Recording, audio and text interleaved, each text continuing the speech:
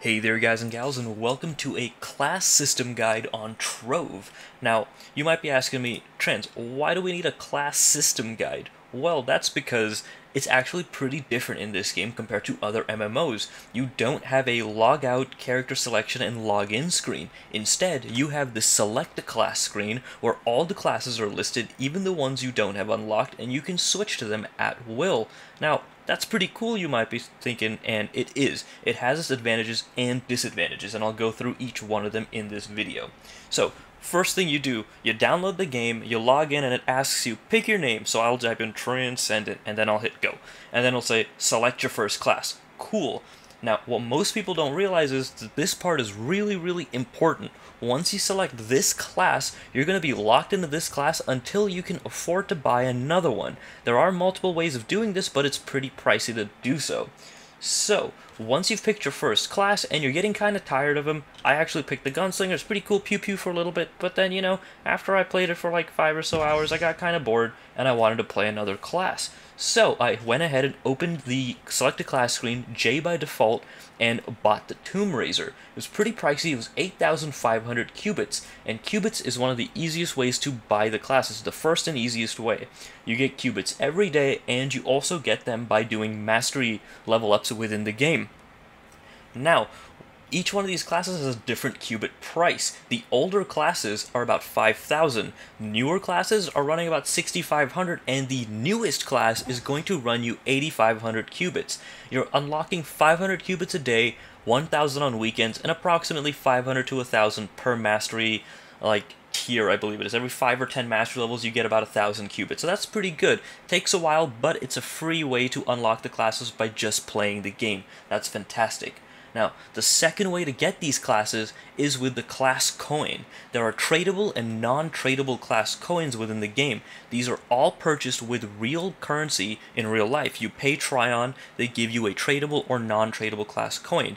The tradable one is a little bit better because you can actually buy those in the game with Flux or sell them if you do end up owning one yourself.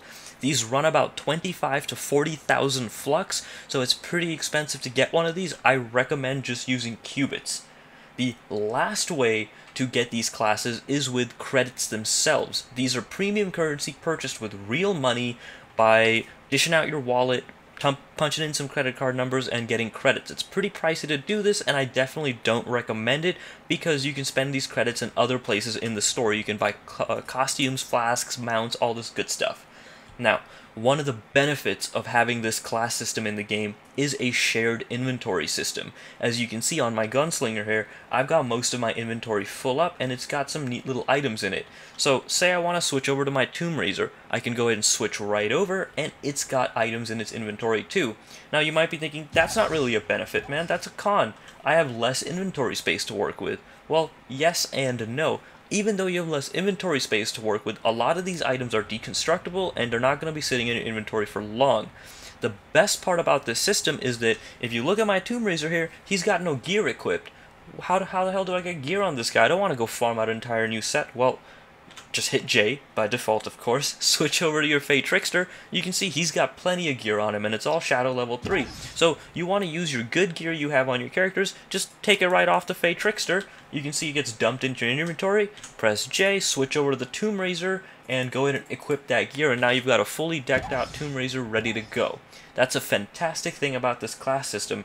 Now, the second advantage to having this class system is that you can switch these classes on a whim. You don't have to be in a club, a hub world, or in a safe zone. You can actually be in the middle of combat. You can even be flying around like this all over your club world. Just press J, switch over to the Trickster, and you switch right over. You do lose your flying, you do dismount and all that jazz, but you can switch over on a whim. You can start a dungeon with one class and end the dungeon with another. That is fantastic. Real quick guys, forgot to mention, each one of the classes do have their own little special weapons. Some of the weapons are shared, but not all of them.